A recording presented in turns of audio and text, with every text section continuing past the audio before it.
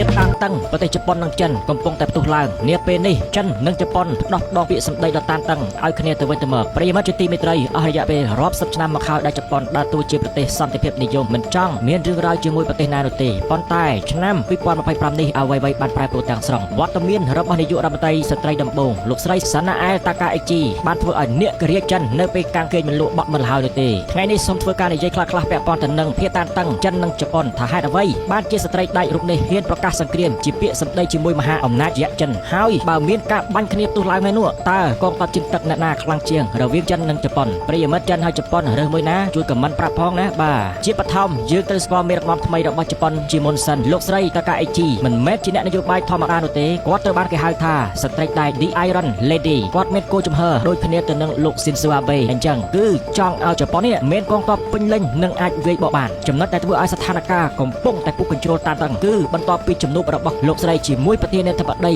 របស់សហរដ្ឋអាមេរិកលោកដូណាល់ត្រាំបាទអាមេរិកលោកដូណាល់ត្រាំហោះចេញពីទីក្រុងកូឡាឡាំពួរប្រទេសម៉ាឡេស៊ីទៅកាន់ជប៉ុនណាបាទកាលពីខែតុលាកន្លងទៅភ្លាមនោះលោកស្រីបានប្រកាសថាបញ្ហារបស់តៃវ៉ាន់គឺជាបញ្ហារបស់ជប៉ុននេះគឺជាពាក្យឃ្លាមួយដែលគួរឲ្យកត់សម្គាល់ផងដែរប្រិយមិត្តបាទលោកស្រីបានលើកឡើងអញ្ចឹងណាបញ្ហារបស់តៃវ៉ាន់គឺជាបញ្ហារបស់ជប៉ុនសម្ដីនេះហើយដែលធ្វើឲ្យចិនខឹងខ្លាំងព្រោះវាស្មើទៅនឹងការប្រាប់ចិនត្រង់ថាបើអ្នកឯងហ៊ានតែប៉ះតៃវ៉ាន់ខ្ញុំនៅលោកដៃភ្លាមវាមានន័យអញ្ចឹងពាក្យសម្ដីមួយឃ្លានេះបញ្ហារបស់តៃវ៉ាន់គឺជាបញ្ហារបស់ជប៉ុនអញ្ចឹងទេវាស្មើទៅនឹងបើអ្នកឯងប្រទេសចិនណាហ៊ានតែប៉ះតៃវ៉ាន់ខ្ញុំនឹងលោកដៃភ្លាមឃ្លាទាំងអស់នេះហើយដែលធ្វើឲ្យចិនខឹងបាទអ្នកករាជដេកមិនលក់នោះទេឥឡូវនេះយើងចូលដល់ចំណុចដែលគ្រប់គ្នាចង់ដឹងបំផុតបើវាយគ្នាមែនថាតើអ្នកណានឹងឈ្នះអ្នកវិភាគយោធាអន្តរជាតិបានប្រើពាក្យមួយឃ្លាថាចិនយកបរិមាណឯជប៉ុនយកគុណភាពទី1កងទ័ពជើងទឹកចិន PLAN ចិនគឺជាស្ដេចនៃចំនួនបាទគេថាបរិមាណពួកគេមាននាវាចម្បាំងជាង350គ្រឿងច្រើនជាងគេលើโลกអាវុធដែលជប៉ុនខ្លាចបំផុតមិនមែនជានាវានោះទេ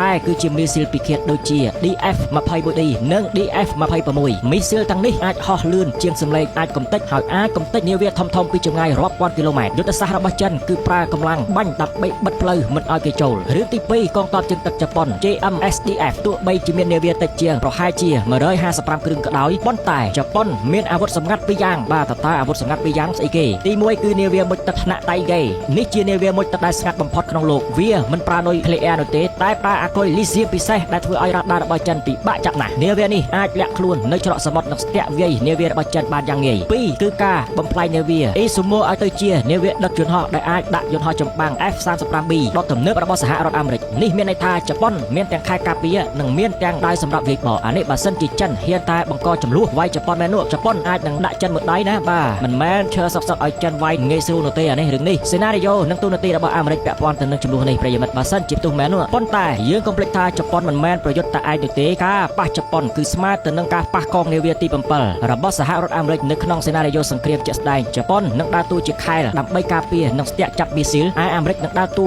ជាលំពែងដើម្បីវាយប្រហារណែឃើញហ៎បាទខែលការពារមួយជប៉ុនហើយលំពែងវាយប្រហារនោះគឺបងធំរបស់សហរដ្ឋអាមេរិកដើម្បីវាយប្រហារទៅកាន់ប្រទេសចិនបាទដូច្នេះបើទោះបីជាចិនមានកម្លាំងច្រើនសន្ធឹកសន្ធាប់មែនប៉ុន្តែការយកឈ្នះលើបច្ចេកវិទ្យាដ៏ស្មុគស្មាញរបស់សម្ព័ន្ធមិត្តអាមេរិកជប៉ុនមិនមែនជារឿងងាយស្រួលនោះទេនេះបើសិនជាចិនហ៊ានណាបាទត្រូវដូចតែគ្នានឹងឯងបើទោះបីជាចិនខ្លាំងជាងជប៉ុនក៏ដោយជារួមពាក់ព័ន្ធទៅនឹងភាពតានតឹងជប៉ុននិងប្រទេសចិននេះក្រោមការដឹកនាំរបស់ស្ត្រីដែកសាណាអែលតាកាអេជីជប៉ុនលែងជាកូនឆ្មាម៉ែវដែលដេកចាំគេការពារទៀតហើយភាពតានតឹងនេះនឹងធ្វើឲ្យសេដ្ឋកិច្ចតំបន់របស់យើងរួមទាំងកម្ពុជាផងដែរត្រូវប្រឈមមុខនឹងហានិភ័យបាទតប៉ះជប៉ុនចិនគឺកម្ពុជារបស់យើងជួបគ្រោះដូចតែគ្នានឹងគឺពាក់ព័ន្ធនឹងសេដ្ឋកិច្ចណាអ្នកទាំងពីរនេះគឺសុទ្ធតែជាមិត្តបាទសំខាន់របស់កម្ពុជារបស់យើងហើយស្ពានជំនួយនានារបស់ចិនជប៉ុនគឺមាននៅកម្ពុជារបស់យើងតើបងប្អូនយល់យ៉ាងណាដែរ